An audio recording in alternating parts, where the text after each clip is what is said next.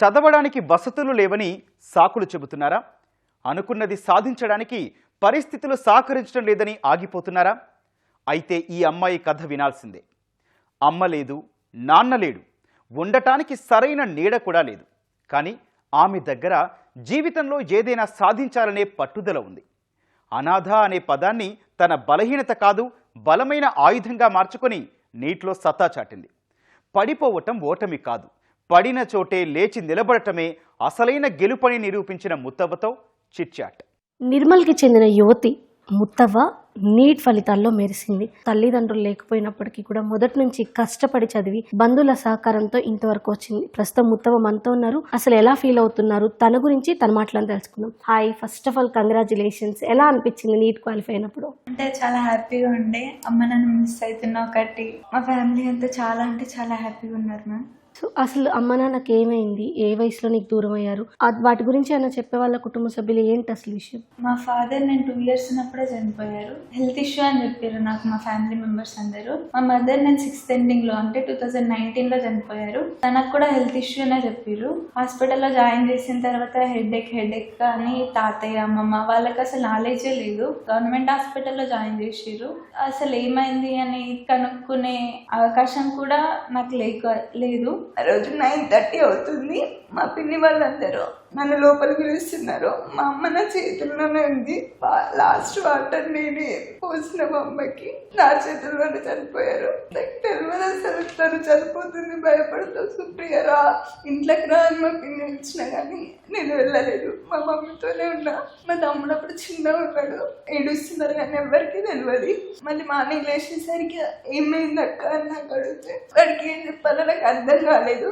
అసలు ఏం తెలియదు. మా ఇద్దరికి చనిపోయింది మా అమ్మ. అంటే అమ్మమ్మ తాతయ్యకు ఉన్న నాలెడ్జ్ కానీ బంధువుల్లో కుటుంబ సభ్యుల్ని హాస్పిటల్లో జాయిన్ చేస్తే ఏం జరిగిందో తెలుసుకునేంత లోకజ్ఞానం కూడా లేదన్నట్టు చెప్పావు. అదే నువ్వు డాక్టర్ అవ్వాలన్న ఆలోచన కింద పోసింది. అసలు నీకు ఎప్పుడు అంటే నేను ఒక డాక్టర్ అవ్వాలి అన్న ఆలోచన ఎలా వచ్చింది? అప్పుడేనా? ఆ టైంలోనే నేను డాక్టర్ అవ్వాలి. అసలు రీజన్ ఏమవుతుంది, చాలా మంది విలేజెస్ లలో నాలెడ్జ్ లేకుండా పోతుంది. డాక్టర్స్ కూడా వాళ్ళకి ఎక్కువ చెప్పడం లేదు మ్యామ్. ఫస్ట్ ఇట్లా అయితే ఇట్లా అవుతుంది అని. ఇప్పుడు కమర్షియల్ అయిపోయింది కదా మ్యామ్. అసలు తెలియదు.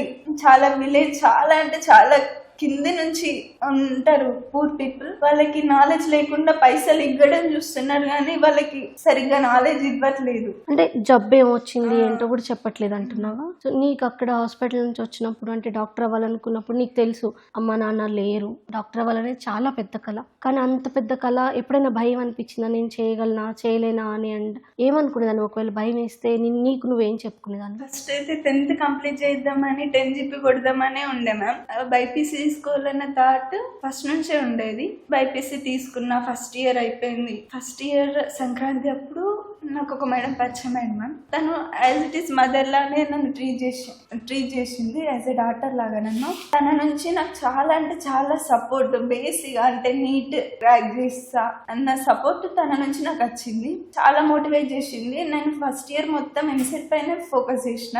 నాకు ఎందుకులే, నాకు వస్తుందా రాదా అని. చాలా నేను మిడిల్ క్లాస్, నాకు ఎవరు సపోర్ట్ చేస్తారు. అంత డాక్టర్ అనేది ఒక చిన్న మాట కాదు, చాలా పెద్ద అంటే చాలా పెద్ద విషయం. నా వల్ల అవుతుందా అనుకున్నా, కానీ తను నా లైఫ్ లోకి వచ్చిన తర్వాత చాలా సపోర్ట్ చేసింది. కుటుంబ సభ్యుల్లో ఎవరు తోడుగా ఉంటూ, ఎవరు మీ బాగోగులు చూస్తున్నారు, కాస్త అండగా ఉంటూ మీ కలలు నిజం కావడానికి మిమ్మల్ని ముందుకు నడుపుతున్న వాళ్ళు ఎవరు? ఎంతవరకు సహకారం ఉంది? మా బ్రదర్, బాబాయ్లు ఇద్దరు, పిన్నిలు ఇద్దరు, అత్తమ్మ, మామయ్య, అమ్మమ్మ, తాతయ్య నాకు 10th కాగానే మ్యారేజ్ చేద్దాం అని అన్నారు. కానీ నేను తీసుకోలేదు. నేను 2 ఆప్షన్స్ ఇచ్చిన. నన్ను అనాథాశ్రమంలో వేసేయు, లేకపోతే నేను చనిపోతాను. 2 ఆప్షన్స్ ఇచ్చిన. నన్ను ఫస్ట్ ఇయర్ జాయిన్ చేసిర్రు. జాయిన్ చేసిన తర్వాత ఇద్దరు ఒక రోజు వచ్చిర్రు నా దగ్గరికి. అమ్మమ్మ, తాతయ్య ఇంకెన్ని రోజులు చదువుతావు, ఎప్పుడు వస్తుంది జాబ్ అంటే జాబ్ గురించి అడుగుతారు. అంటే వాళ్ళకి మనీ కావాలి. అంత పూర్ స్టేజ్ ఉంటుంది మాది. అక్కడ పెళ్ళి అలాగే చేస్తారు? అంత తొందరగా చేస్తారు, లేదంటే నీ కుటుంబ పరిస్థితుల వల్ల వాళ్ళు చేయాలనుకున్నారు? అంటే విలేజెస్ నార్మల్ గా తొందరనే చేసేస్తారు మన పెళ్ళి.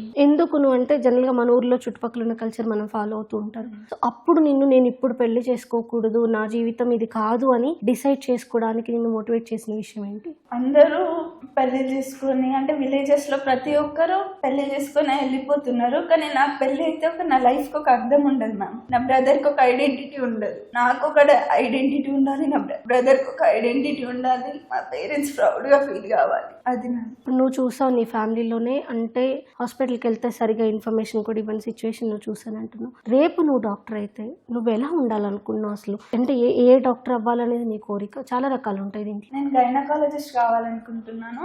డాక్టర్ లాగా కాకుండా వాళ్ళ ఫ్యామిలీ మెంబర్ లాగా ట్రీట్ చేసి వాళ్ళకి ప్రతి ఒక్క చిన్న ప్రాబ్లం కూడా దాయకుండా వాళ్ళకి అన్ని, అంటే ఇట్లయితే ఏమవుతుంది, ఇట్లయితే ఏమవుతుంది అని చెప్పాలనుకుంటున్నాను. సో ఇప్పుడు నీకు వచ్చిన ర్యాంక్ ప్రకారం ఏ కాలేజ్ వచ్చే ఛాన్స్ ఉంది అని కనుక్కున్నావు ముందస్తుగా, అండ్ నీకు కంప్లీట్గా గవర్నమెంట్లో అయితే నువ్వు కంఫర్టబుల్గా చదువుకోగలవు. సో గవర్నమెంట్లో వస్తుంది అనుకుంటున్నావు? అంటే కాకతీయ అంటున్నారు మ్యామ్. ఇప్పుడు ఫినాన్షియల్గా, ఎందుకంటే ఎంబీబీఎస్ సీట్ ఫ్రీగా వచ్చినా చాలా రకాల ఖర్చులు ఉంటాయి, దాన్ని బేర్ చేయడం చాలా కష్టం. సో మీకు దానికి సంబంధించిన సపోర్ట్ ఎవరి నుంచి అయినా ఉందా, లేదంటే ఎవరైనా హెల్ప్ చేస్తే బాగుంటుంది అనుకుంటున్నావు? దాని గురించి ఏం చెప్తాను? నాకు ఫైనాన్షియల్లీ ఏ సపోర్ట్ లేదు మ్యామ్. ఎవరైనా హెల్ప్ చేస్తే బాగుంటుందని. నిర్మల్ నుంచి హైదరాబాద్లో ఉన్న ఈ బీసీ వెల్ఫేర్ ఈఓఈ సెంటర్కి అసలు ఎలా వచ్చారు, ఎప్పుడు వచ్చారు, అండ్ అక్కడున్న లైఫ్కి ఇక్కడికి మీకున్న చేంజ్ ఏం కనిపించింది? నేను 10th వరకు కానాపూర్లోనే చదివిన. ఫస్ట్ ఇయర్లో ఇక్కడికి వచ్చిన మ్యామ్. మా బాబాయ్ అనేవారు, అంటే నీకు 8th వస్తే బాగుండే, పోయి కాలేజ్ అక్కడనే బాగుంటుండే అనుకుంటా అనేవారు. కానీ నాకు ఫస్ట్ ఇయర్లో వచ్చింది. బాబాయ్ కనుక్కున్నా, నాకు సీట్ వచ్చిన తర్వాత నాకు అర్థం కాలేదు. August 15 రోజు నాకు సెలెక్ట్ చేసిరు అన్నమాట. సిఓఈ రిజల్ట్స్ వచ్చినాయి, అసలు ఎగ్జామ్ రాయలేదు మ్యామ్. మార్క్స్ని బట్టి సెలెక్ట్ చేసిరంట. నేను ప్రేయర్లో ఉన్న షాక్ అయినా మ్యామ్. అసలు నేను అప్పుడే ప్రిపేర్ అవుతున్నా, సిఓఈ నాకు ఎట్లయినా రావాలి అని. సడన్గా అనౌన్స్ చేయగానే నాకు అసలు సర్ప్రైజింగ్ అనిపించింది. తర్వాత మా బాబాయ్ కాల్ చేసి, బాబాయ్ ఇట్లా సిఓఈలో నాకు సీట్ వచ్చింది హైదరాబాద్లో.